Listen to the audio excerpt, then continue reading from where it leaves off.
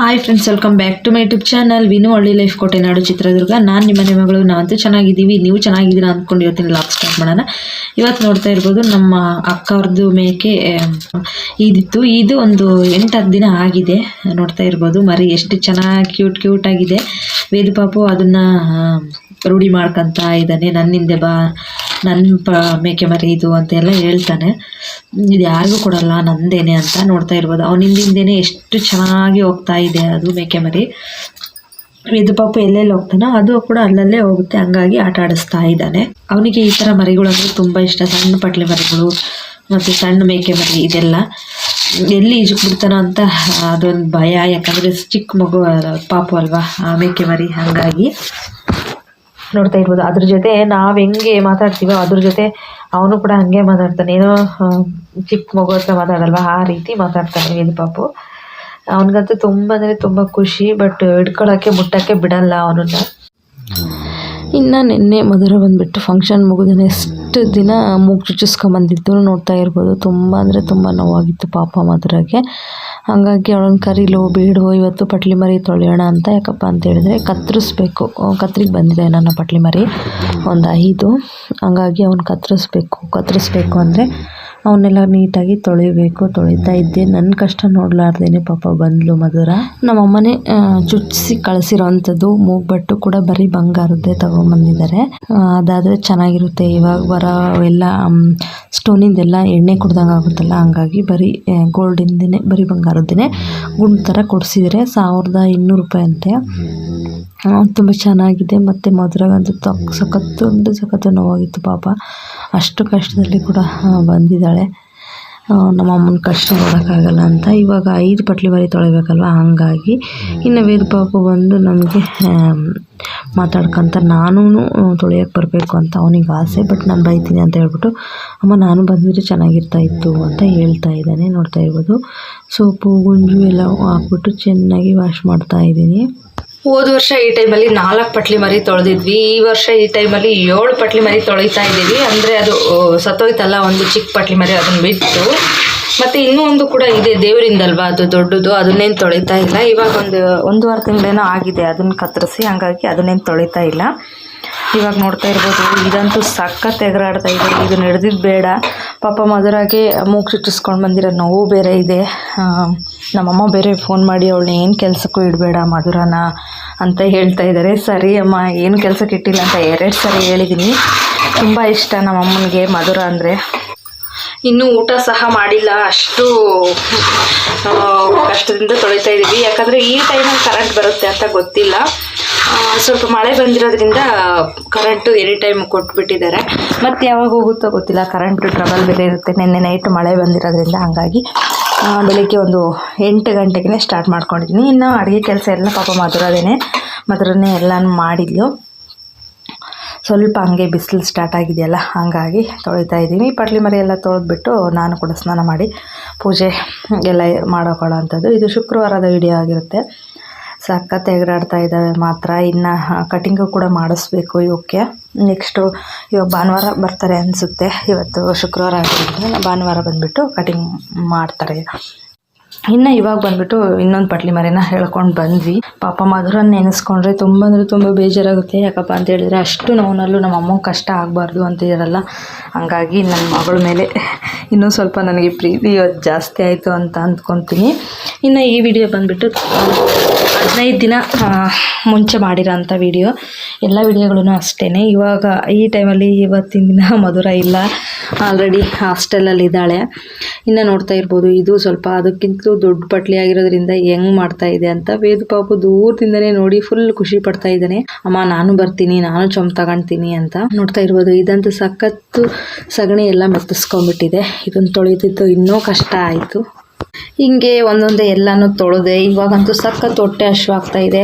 ಏನು ಮಾಡೋದು, ಇನ್ನು ಪಟ್ಲಿ ಮರಿಗಳನ್ನೆಲ್ಲ ಇನ್ನೊಂದು ಇದೆ, ಅದನ್ನು ಕೂಡ ತೊಳೆದು ಎಲ್ಲ ಮುಗಿಸ್ಬಿಟ್ಟು ಎಲ್ಲವೂ ಅಡಿಕೆ ಗಿಡದಾಗೆ ಬಿಟ್ಟು, ಕಸ ಕೂಡ ಇನ್ನೂ ಹೊಡೆದಿಲ್ಲ, ಕಸನೂ ಕೂಡ ಹೊಡಿಬೇಕು. ನೋಡ್ತಾ ಇರ್ಬೋದು ಇವಾಗ 3 ಇಲ್ಲಿ ಕಟ್ಟಾಕಿದ್ದೀನಿ, ಇನ್ನು 2 ಈ ಕಡೆ ಇದ್ದಾವೆ. ಇನ್ನೊಂದು 2 ತೊಳೆದ್ರೆ ಎಲ್ಲನೂ ಮುಗೀತವೆ. ಮಧುರ ಬಂದು ಒಂದು ಬಿಚ್ಕೊಂಡಿತ್ತು, ಹಂಗಾಗಿ ಕಟ್ತಾ ಇದ್ದಾಳೆ.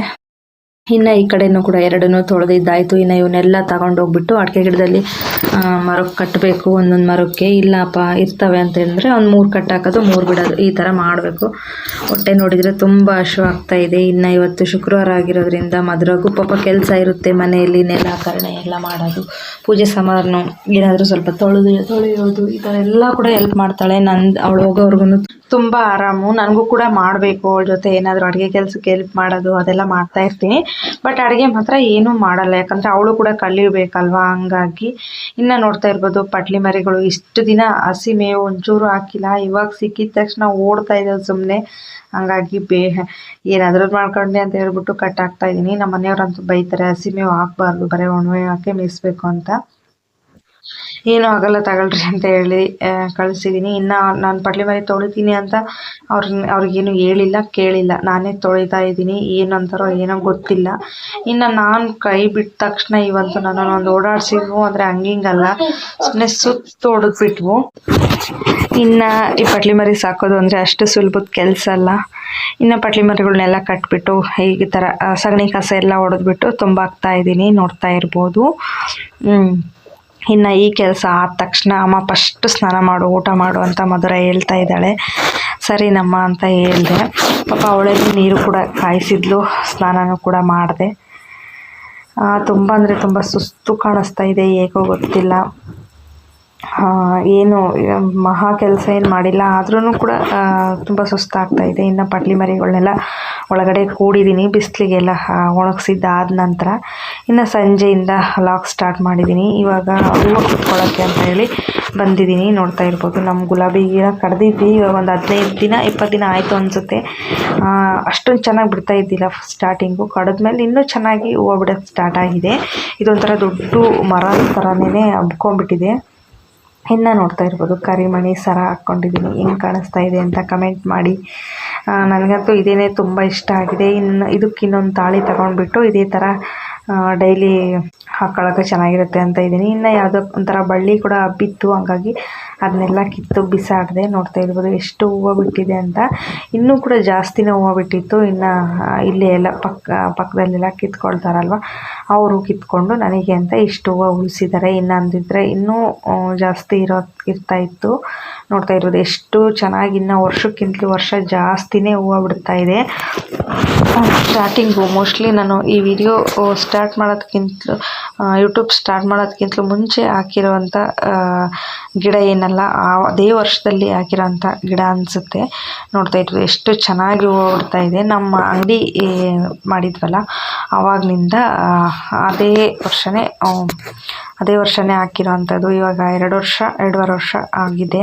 ಎಷ್ಟು ಚೆನ್ನಾಗಿ ಎಷ್ಟು ಭಾಳ ಹೂವು ಬಿಡ್ತಾ ಇದೆ. ಏನಂದರೆ ಇದು ಬೇಗ ಬಾಡೋಗುತ್ತೆ, ಅದೇನೇ ಒಂದು ಬೇಜಾರು. ಇನ್ನು ಗಿಡದಲ್ಲಿ ಇತ್ತು ಅಂದರೆ ಅದು ಹೆಂಗಿರುತ್ತೋ ಹಾಗೆ ಸಂಜೆವರೆಗೂ ಇರುತ್ತೆ. ಒಂಥರ ಎಷ್ಟು ಚೆನ್ನಾಗಿದೆ. ಯಾರು ನೋಡಿದ್ರು ನಮ್ಮ ಮನೆ ಹತ್ರ ಬಂದರೆ ಹೂವು ಮುಡ್ಕೊಂಡಲ್ಲೇ ಹೋಗಲ್ಲ, ಮತ್ತು ನಮಗೊಂದು ಕೊನೆ ಕೊಡಿ ಅಂತ ಕೇಳ್ತಾರೆ. ಭಾಳ ಜನಕ್ಕೆ ಕೊಟ್ಟಿದ್ದೀನಿ, ಬಟ್ ಅದಿದೆಯೋ ಇಲ್ಲೋ ಅಂತ ಯಾರನ್ನೂ ಕೇಳಿಲ್ಲ. ತುಂಬ ಚೆನ್ನಾಗಿದೆ ಅಂತ ಎಲ್ಲರೂ ಹೇಳ್ತಾರೆ. ಅವಾಗೇನೋ ಒಂಥರ ಪ್ರೌಡ್ ಫೀಲು, ಎಲ್ಲರೂ ಚೆನ್ನಾಗಿ ಸಾಕಿದ್ದೀರಾ ಅಂತ ಹೇಳ್ತಾರಲ್ಲ. ಇದೆಲ್ಲ ಕ್ರೆಡಿಟು ನಮ್ಮ ಮನೆಯವ್ರಿಗೆ ಸಲ್ಲಬೇಕು, ಯಾಕಂದರೆ ಅವರೇ ಈ ಗಿಡ ತಂದು ಹಾಕಿರೋ ಅಂಥದ್ದು. ಡೈಲಿ ಅಂಗಡಿಗೆ ಹೋಗ್ಬೇಕಲ್ವ, ಹೆಂಗೋ ಇದರಲ್ಲಿ ಕಿತ್ಕೊಂಡು ಹೋಗ್ಬೋದು ಅಂತ. ಇನ್ನು ಅಡಿಕೆ ಮರದಲ್ಲಿ ಬಟ್ಟೆ ಒಣಗಾಕಿದ್ದಾರೆ ನಮ್ಮ ಅಕ್ಕ. ಮಳೆ ಬಂದಿರೋದ್ರಿಂದ ಎಲ್ಲರೂ ಬಟ್ಟೆ ಹೋಗ್ತಾ ಇದೀವಲ್ಲ, ಜಾಗ ಇಲ್ಲ ಅಂತ ಹೇಳ್ಬಿಟ್ಟು. ಇನ್ನು ನೋಡ್ತಾ ಇರ್ಬೋದು ವೈಟ್ ನಂದಿ ಬಟ್ಲು ಹೂವು ಮತ್ತು ಇದು ಗುಲಾಬಿ ಎರಡೂ ಕೂಡ ಕಿತ್ಕೊಂಡು ಬಂದಿದ್ದೀನಿ ಪೂಜೆಗೆ ಅಂತ ಹೇಳ್ಬಿಟ್ಟು. ಇನ್ನು ನಮ್ಮ ಮನೆಯವ್ರಿಗೆ ಏನಂತಾರೋ ಏನೋ ಅನ್ನೋ ಭಯ ಕೂಡ ಇದೆ. ಪಟ್ಲಿ ಮರಿ ತೊಳೆದಿರೋದೇ ಹೇಳಿಲ್ಲ ಅವ್ರಿಗೆ.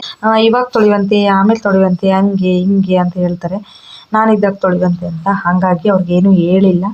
ನೋಡ್ತಾ ಇರ್ಬೋದು ಹೂವು ಅಂತೂ ಎಷ್ಟು ಚೆನ್ನಾಗಿದ್ದಾವಲ್ವ. ನೋಡೋಣ ಬಂದಾಗ ಏನಂತಾರೋ ಏನೋ ಅಂತ. ಪೂಜೆ ಕೂಡ ಆಯಿತು, ಹೂವು ಎಲ್ಲ ಇಟ್ಟು ನೀಟಾಗಿ ಪೂಜೆ ಎಲ್ಲ ಮುಗಿಸಿ ಅದರ ಬೆಳಿಗ್ಗೆ ಸಾಂಬಾರಿಗೆ ಮುದ್ದೆ ಅನ್ನ ಮಾಡಿದ್ದು. ಇನ್ನು ಅಡುಗೆದೇನೋ ಚಿಂತೆ ಇಲ್ಲ, ಮಧುರ ಹೋಗೋವರೆಗೂ. ನೋಡ್ತಾ ಇರ್ಬೋದು ಈ ರೀತಿ ಸಿಂಪಲ್ಲಾಗಿ ನಮ್ಮ ಮನೇಲಿ ಪೂಜೆ ಮಾಡ್ತೀವಿ ನಾವು. ಇನ್ನು ನಮ್ಮ ಮನೆ ಇದಾಗಿತ್ತು ಫ್ರೆಂಡ್ಸ್ ಇವತ್ತಿನ ವಿಡಿಯೋ. ನೋಡ್ತಾ ಇರ್ಬೋದು ಈ ರೀತಿ ಸಿಂಪಲ್ಲಾಗಿ ಪೂಜೆ ಮಾಡಿದ್ದೀವಿ. ಇಷ್ಟೇ ಪೂಜೆ ಐಟಮ್ಸ್ ಇರೋದು ನಮ್ಮ ಮನೆಯಲ್ಲಿ. ಇದು ಬಿಟ್ಟರೆ 1-2 ದೊಡ್ಡ ದೀಪಗಳಿದ್ದಾವೆ. ಇನ್ನು ಮನಿ ಪ್ಲ್ಯಾಂಟ್ ನೋಡಿ ಎಷ್ಟು ಚೆನ್ನಾಗಿ ಬಂದಿದೆ ಅಂತ ಹೇಳ್ಬಿಟ್ಟು. ಇದಾಗಿತ್ತು ಫ್ರೆಂಡ್ಸ್ ಇವತ್ತಿನ ವಿಡಿಯೋ. ಈ ವಿಡಿಯೋನೆಲ್ಲ ನೋಡ್ತಾ ಇದ್ರೆ ಇಷ್ಟ ಆದರೆ ಒಂದು ಲೈಕ್ ಮಾಡಿ, ಮತ್ತು ಸಬ್ಸ್ಕ್ರೈಬ್ ಆಗಿಬಿಟ್ಟು ವಿಡಿಯೋ ನೋಡಿ. Thank you for watching. Thank you to all.